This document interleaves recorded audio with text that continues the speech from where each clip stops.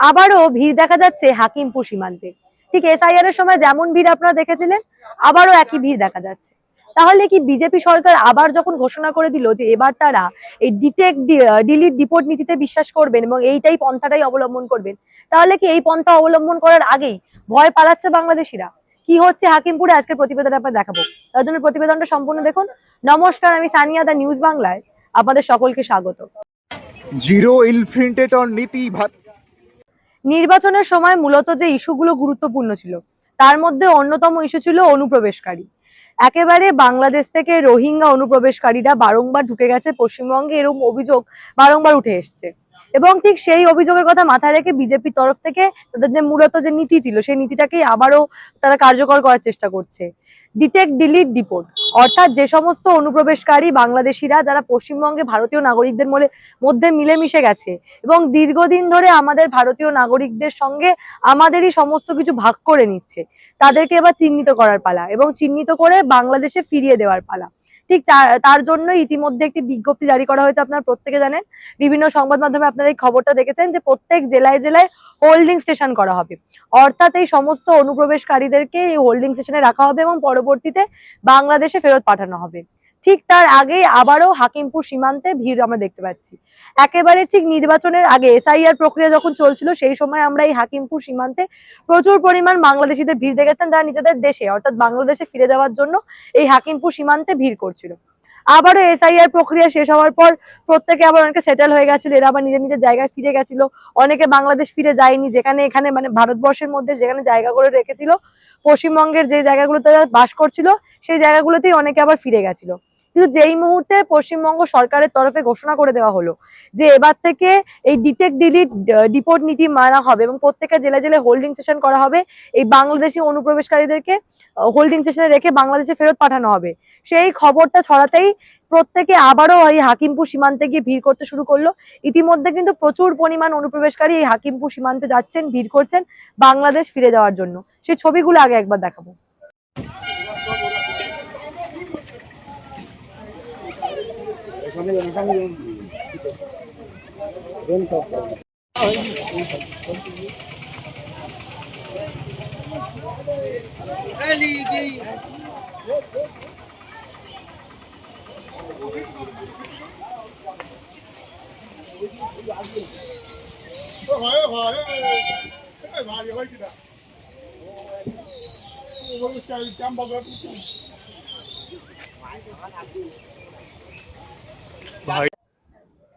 হাকিমপুর সীমান্তে ভিড় দেখলেই আপনারা বুঝতে পারছেন যে কত পরিমাণ অনুপ্রবেশকারী বাংলাদেশে ফিরে যাওয়ার চেষ্টা করছে।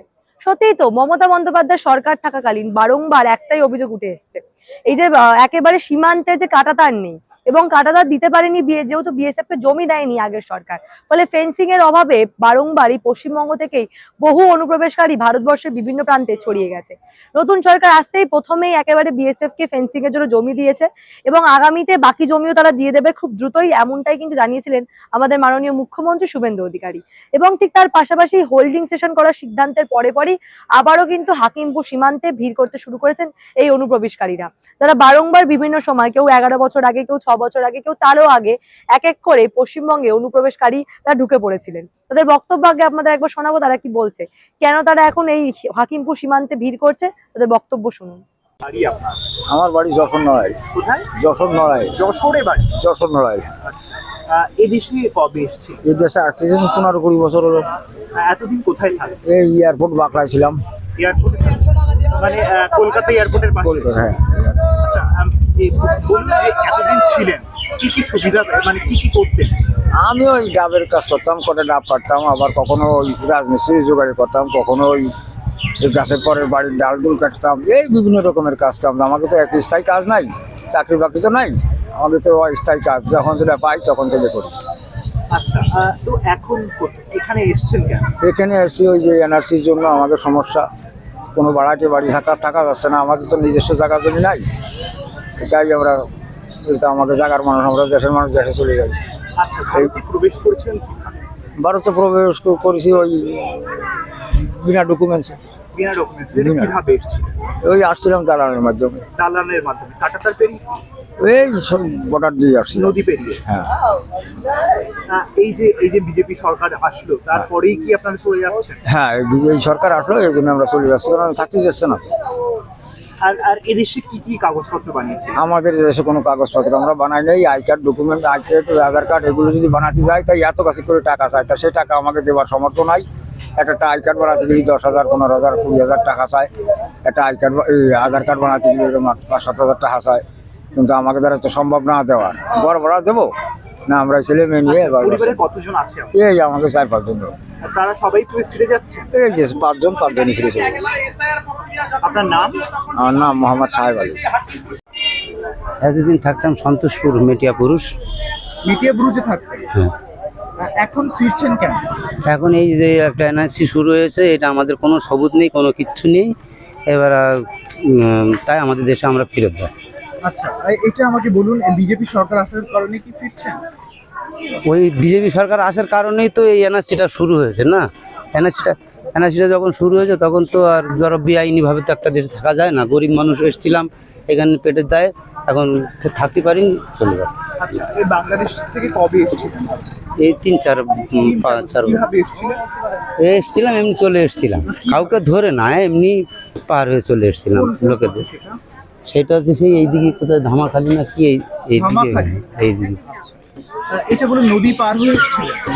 আচ্ছা, পরিবারে কতজন ছিলেন আপনার? এই তো আমাদের, সবাই চলে এসেছিলেন। এখানে কি করতেন? আমি ওই রাজমিস্ত্রি কাজ করতাম, রাজমিস্ত্রি কাজ করতেন। আর ডকুমেন্টস, লক্ষ্মীর ভান্ডার, সুযোগ সুবিধা এইগুলো আমাদের। কেউ পেতেন না?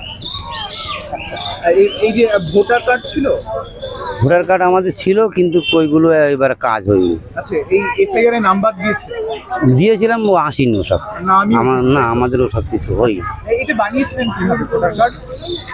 ওইটা যে জায়গায়, যে এলাকায় যে ছিলাম সেই এলাকার লোক বলতো যে তোমরা বাংলাদেশি লোক, এখানে বিনা সবুজে থাকলে তোমাদের ধরে মারধর করবে, তেড়িয়ে দেবে, তা তোমরা এটা একটা কিছু করে নাও।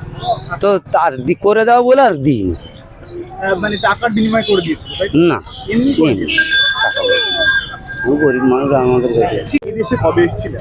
এই তো এটা আমার বাবার সাথে আমি এসেছিলাম। তো এখন আমার বাবারা যেহেতু চলে যাচ্ছে, আমি কোথায় থাকবো, আমার বাবার সাথে, এই জন্য আমি চলে যাচ্ছি। আচ্ছা, এটা বলো, এই দেশে ছিলে তো, কি করতে? এই রাজমিস্ত্রি কাজ করতাম বাবার সাথে। আর ডকুমেন্ট? ডকুমেন্টস হয়নি তো আমার হয়নি, বাবার হয়েছিল আধার কার্ড, সেগুলো মানে বাড়ি রেখে এসছে, জানি না। আচ্ছা, এখন ফিরে যাচ্ছেন, মানে এটা কি বিজেপি সরকার আসার ফলে? সরকার আসার ফলেই তো এটা হচ্ছে, না আসলে তো এটা হতো না। আগে তো ছিল যখন, তখন কি হয়েছিল? তখন তো হয়নি, এখন হচ্ছে কেন? তৃণমূল সরকারের সময় সুরক্ষিত ছিল। সুরক্ষা ছিল। কি মনে হয় বিজেপি আসার কারণে? এখন যেটা বিজেপি এসে যেটা ঠিক করছে ওইটাই ঠিক। কেন তার দেশে, তার জনতার সাথে সে সেবা করছে, আমার বাইরের দেশে জনতাকে কেন নেবে সে? আপনার নাম? নয়ন সর্দার, কোথায় বাড়ি? সন্তোষ, বাংলাদেশ, যশোর জেলা। অর্থাৎ বিজেপির মূল নীতি ডিটেক্ট, ডিলিট, ডিপোর্ট, সেই নীতিতে কিন্তু বিজেপি এবার এগোবে এবং সেই নিয়ে ইতিমধ্যে ব্যবস্থা নেওয়া শুরু হয়ে গেছে, যার ফলাফল স্বরূপ আগে থেকেই বাংলাদেশিরা পালাতে শুরু করেছে। রীতিমতো কিন্তু হাকিমপুর সীমান্তে ভিড় পড়ে গেছে। বিজেপির ভয় আগে থেকে পালিয়ে যাচ্ছেন এই বাংলাদেশিরা। সত্যি সত্যি তো বিজেপি সরকার যেমনটা কথা দিয়েছিল সেই কথা এবার রাখার পালা। এখন দেখার বিষয় সত্যি সত্যি আমরা অনুপ্রবেশকারী মুক্ত পশ্চিমবঙ্গ দেখতে পাই কিনা, কারণ মূলত অনুপ্রবেশের যে সমস্যা ছিল সেই সমস্যা মিটিয়ে দেওয়ার জন্য যে প্রধান দুটো পথ বা পন্থা, সেটাই কিন্তু ইতিমধ্যেই আমাদের বর্তমান সরকার অর্থাৎ শুভেন্দু অধিকারী মুখ্যমন্ত্রী থাকাকালীন সেই বিষয়গুলোর দিকে নজরদারি করছেন এবং ইতিমধ্যে কিন্তু ব্যবস্থা নেওয়া শুরু হয়ে গেছে। এই বিষয় নিয়ে আপনারা কি ভাবছেন? আপনাদের মূল্যবান এবং গুরুত্বপূর্ণ মতামত অবশ্যই আমাকে জানাবেন দ্য নিউজ বাংলার কমেন্ট সেকশনে এবং দেখতে থাকুন দ্য নিউজ বাংলা।